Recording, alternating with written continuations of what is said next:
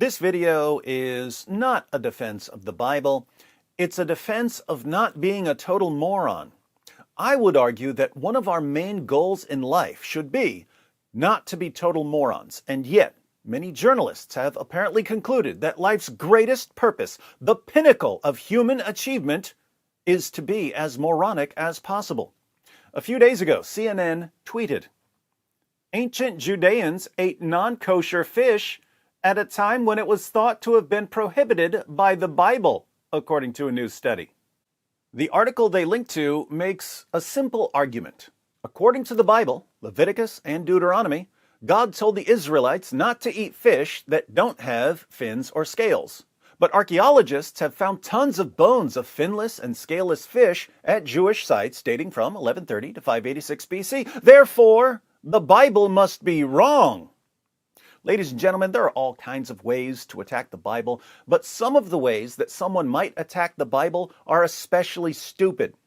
I would consider this argument especially stupid if it were being posted by a random, nameless atheist troll. But it's CNN, which means that CNN's reporting on the Bible is worse than what I would expect from a random, nameless atheist troll. And it's not just CNN. A few years ago, there were articles circulating that used the exact same moronic blunder, but with different ingredients. The articles declared, "Bible debunked, the ancient Canaanites survived God's wrath, scientists say." The argument here went something like this.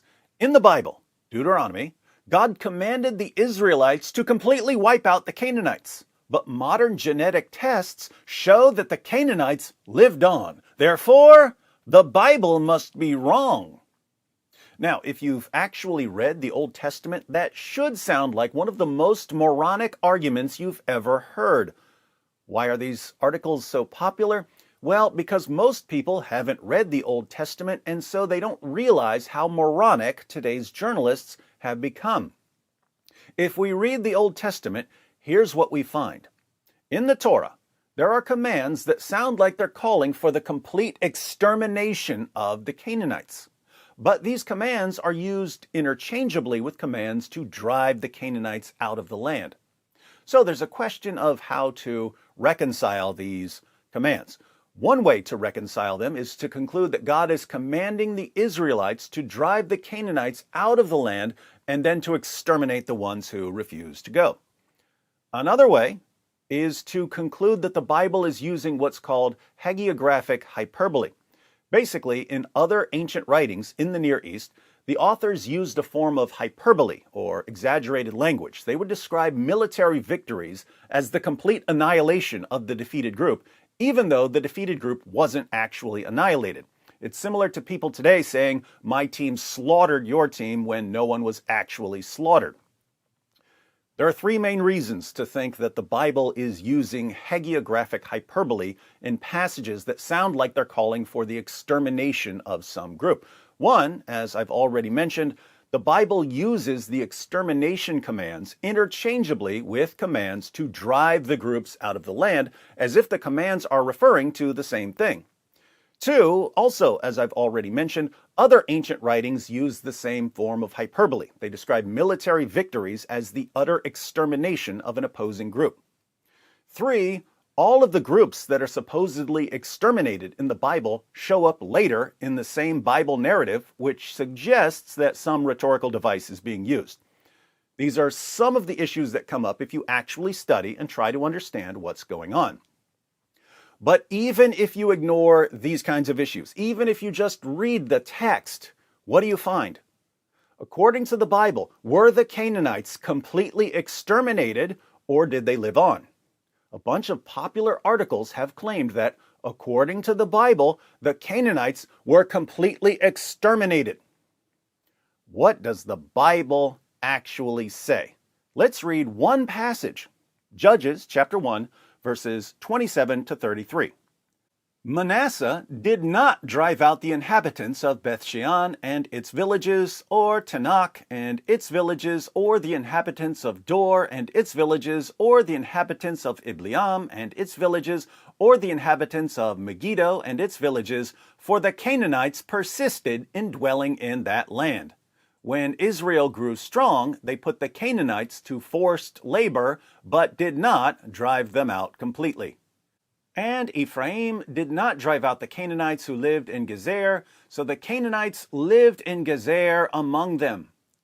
Zebulun did not drive out the inhabitants of Kitron or the inhabitants of Nahalal, so the Canaanites lived among them, but became subject to forced labor. Asher did not drive out the inhabitants of Akko, or the inhabitants of Sidon, or of Ahlab, or of Akzib, or of Helba, or of Ephik, or of Rehab. So the Asherites lived among the Canaanites, the inhabitants of the land, for they did not drive them out. Naphtali did not drive out the inhabitants of Beth Shemesh, or the inhabitants of Beth Anath, so they lived among the Canaanites, the inhabitants of the land. Nevertheless, the inhabitants of Beth Shemesh and of Beth Anath became subject to forced labor for them. So, pop quiz. According to the Bible, the Canaanites, A, were completely exterminated so that there were no Canaanites left anywhere, or B, definitely weren't exterminated. If you answered B, congratulations, you can read and understand words. If you answered A, congratulations, you're stupid enough to be a modern journalist who writes articles about the Bible. Speaking of morons, let's get back to a more recent example of the same blunder. CNN reports. After analyzing fish bones at many Judean sites dating to the Iron Age, 1130 to 586 BC, including at the Judean capital city of Jerusalem, researchers found a significant portion of non-kosher fish remains, such as catfish and shark. The team also found evidence of non-kosher fish consumption in Jerusalem during the Persian era, the point at which the laws were thought to have been compiled. Jonathan Adler, senior lecturer in archaeology at Ariel University on the West Bank, told CNN that he and his colleague Omri Lernow from University of Haifa in Israel wanted to use archaeology to pinpoint the exact time when ancient Judeans became aware of the Torah and started to observe it in everyday life.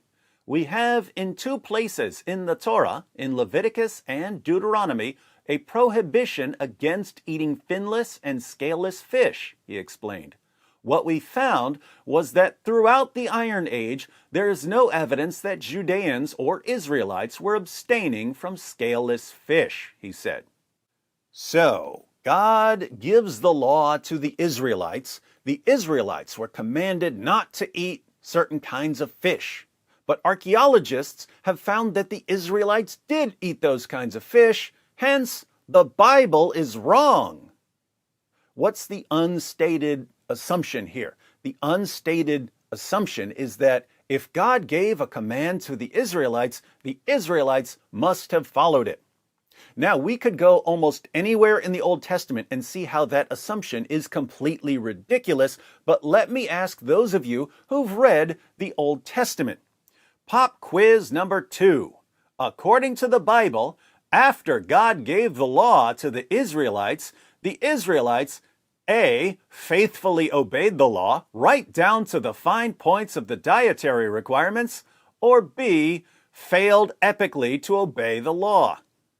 If you answered B, congratulations once again, you can read and understand words. According to the Bible, there were large periods of time when the Jews completely ignored the law or turned completely against it. But also, according to the Bible, even during the reigns of good kings like King David, the people still did a pretty terrible job of obeying the commands of the Torah. The message of the Old Testament is God gave a law and then human beings disobeyed it in every possible way. This cleared the way for the new covenant. A Savior would come and save people from their failures. For some strange reason, journalists keep ignoring that. They prefer going to some command in the Torah, then pretending the Bible claims that the Jews faithfully obeyed the command when the Bible claims the exact opposite, and then declaring triumphantly that the Bible must be wrong. And somehow these journalists just can't figure out why people's confidence in the media has been plummeting for years. Once again, ladies and gentlemen, there are plenty of different ways to attack the Bible. If you're going to attack the Bible, try not to be a moron. Unless you're planning on working for CNN, in which case, better start killing some brain cells.